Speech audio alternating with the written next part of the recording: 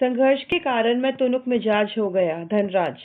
Hockey के सुप्रसिद्ध खिलाड़ी धनराज पिल्ले जब 35 वर्ष के हो गए, उनका एक साक्षात्कार विनीता पांडे ने लिया था। इस साक्षात्कार का संपादित अंश यहाँ दिया जा रहा है। 35 का मतलब है 35 और साक्षात्कार का मतलब होता है इंटरव्यू। चलिए आगे देखते हैं। विनीता। खिड़की। पुणे की तंग गलियों से लेकर मुंबई के हीरा नंदानी पवई कॉम्प्लेक्स तक आपका सफर बहुत लंबा और कष्ट साधे रहा है। उस सफर के बारे में कुछ बताइए। अब जैसे ये इंटरव्यू चल रहा है तो पहले वो इंटरव्यूअर विनीता बोल रही हैं, फिर धनराज आंसर दे रहे हैं। अब धनराज। बचपन मुश्किलों से भरा रहा। हम बहुत गरीब थे। मेरे दोनों बड़े भाई हॉकी खेलते थे। उन्हीं के चलते मुझे भी उसका शौक हुआ, पर हॉकी स्टिक खरीदने तक की हैसियत नहीं थी मेरी, इसलिए अपने साथियों की स्टिक उधार मांगकर काम चलाता था। वह मुझे तभी मिलती जब वे खेल चुके होते। इसके लिए बहुत धीरज के साथ अपनी बारी का इंतजार करना पड़ता था। मुझे अपनी पहली स्टिक तब मिली जब मेरे बड़े भाई को भारतीय कैंप के लिए चुन लिया गया। उसने मुझे अपनी पुरानी स्टिक दे दी। वह नहीं तो नहीं थी, लेकिन मेरे लिए बहुत कीमती थी क्योंकि वह मेरी अपनी थी। मैंने अपनी जूनियर राष्ट्रीय हॉकी सन 1985 में मणिपुर में खेली। तब मैं सिर्फ 16 साल का था। देखने में दुबला पतला और छोटे बच्चे जैसा चेहरा।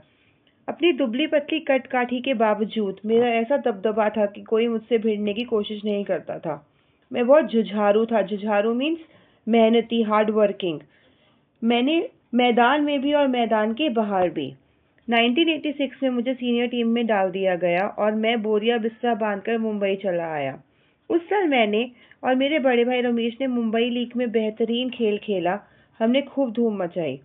इसी के चलते मेरे अंदर एक उम्मीद जागी कि मुझे ओलंपिक 1988 के लिए नेशनल कैंप से बुलावा जरूर आएगा, पर नहीं आया।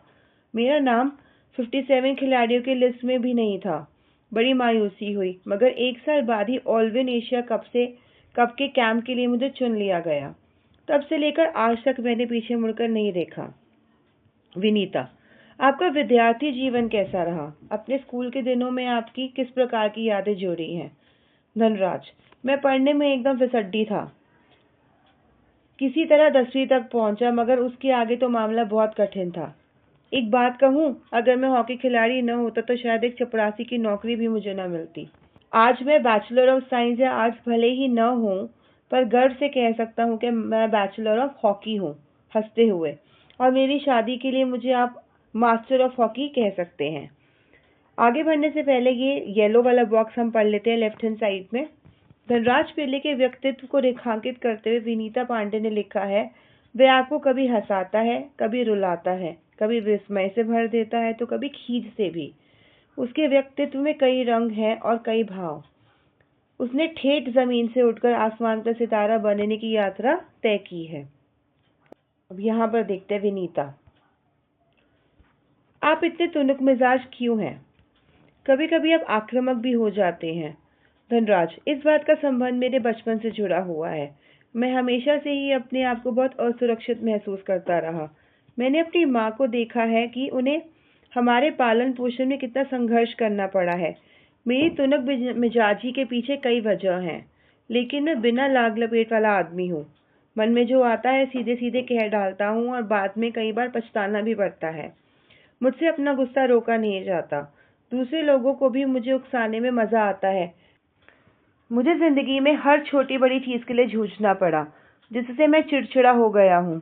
साथ ही साथ मैं बहुत भावुक इंसान भी हूँ। मैं किसी को तकलीफ में नहीं देख सकता।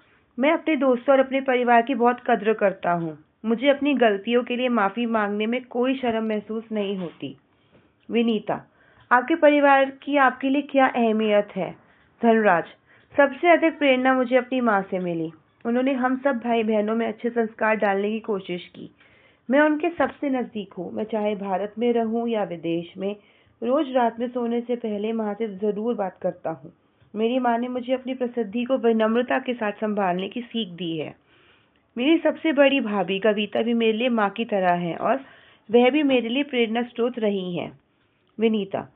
आपने सबसे पहले कृत्रिम घास एस्ट्रोटर्फ पर हॉकी कब खेली? धनराज। मैंने सबसे पहले कृत्रिम घास तब देखी जब राष्ट्रीय खेल और नेशनल्स में भाग लेने 1988 में नई दिल्ली आया। मुझे याद है कि किस तरह सौम्या और जोक्विम कार्वालो मुझे एक कोने में ले जाकर कृत्रिम घास पर खेलने के गुर बता रहे थे, और जब वे बताने में लगे हुए थे, मैं झुक-झुक कर उस मैदान को छू रहा था। मुझे विश्वास ही नहीं हो रहा था कि विज्ञान इस कदर तरक्की कर सकता है जिससे कृत्रिम घास तक उगाई जा सके। विनीता, हर युवक का यह सपना होता है कि उसके पास एक कार हो। आपके पास अपनी पहली कार कब आई? धनराज, मेरी पहली कार एक सेकेंड हैंड अरमाडा थी जो मुझे मेरे पहले के एम्प्लॉयर ने दी थी। तब तक मैं काफी नामी खिलाड़ी बन चुका था, मगर यह कोई जरूरी नहीं कि शोहरत पैसा साथ लेकर आए। मैं तब भी मुंबई की लोकल ट्रेनों और बसों में सफर करता था, क्योंकि टैक्सी में चढ़ने की हैसियत मुझ में नहीं थी। मुझे याद है एक बार किसी फोटोग्राफर ने एक भीड़ से भरे रेलवे स्टेशन पर मेरी तस्वीर खींचकर अगली सुबह अखबार में यह खबर छाप दी कि हॉकी का सितारा पिल्ले अभी भी मुंबई की लोकल ट्रेनों में सफर करता है। उस दिन मैंने महसूस किया कि मैं एक मशहूर चेहरा बन चुका हूं और मुझे लोकल ट्रेनों में सफर करने से बचना चाहिए। लेकिन मैं कर ही क्या सकता था? मैं जो भी थोड़ा बहुत कमाता उससे अपने परिवार चलाना पड़ता था। धीरे धीरे पैसे जमा करके बहन की शादी की और अपनी माँ के लिए हर महीने पुणे पैसा भेजना शुरू किया। आज मेरे पास एक फोर्ड आइकॉन है जिसे मैंने सन 2000 में खरीदा था, मगर वह किसी कॉर्पोरेट हाउस का दिया हुआ तोहफा नहीं बल्कि मेरी मेहनत की गाड़ी कमाई से खरीदी हुई कार है। विनीता, सफलता का आपके लिए क्या महत्व है? हॉकी को आपने इतना कुछ दिया, इसके बदले आपको क्या मिला? धनराज, कुछ रुपए इनाम में मिले थे, मगर आज खिलाड़ी को जितना मिलता है उसके मुकाबले में पहले कुछ नहीं मिलता था। मेरी पहली जिम्मेदारी थी परिवार में आर्थिक तंगी को दूर करना और उन सबको एक बेहतर जिंदगी देना। विदेश में जाकर खेलने से जो कमाई हुई उससे मैंने 1994 में पुणे के भाऊ पाटिल रोड पर 2 बेडरूम का एक छोटा सा फ्लैट खरीदा। घर छोटा जरूर है पर हम सबके लिए काफी है। 1999 में महाराष्ट्र सरकार ने मुझे पवई में एक फ्लैट दिया। वह ऐसा घर है जिसे खरीदने की मेरी खुद की हैसियत कभी नहीं हो पाती। विनीता, सेलिब्रिटीज के साथ एक ही मंच पर बैठना कैसा लगता है? धनराज, बहुत अच्छा। जब हम राष्ट्रपति से मिले तब यह महसूस हुआ कि हम कितने खास हैं। हॉकी ही है जिसके चलते हर जगह प्रतिष्ठा मिली। यहाँ पर ये चैप्टर फिनिश होता है। Thank you.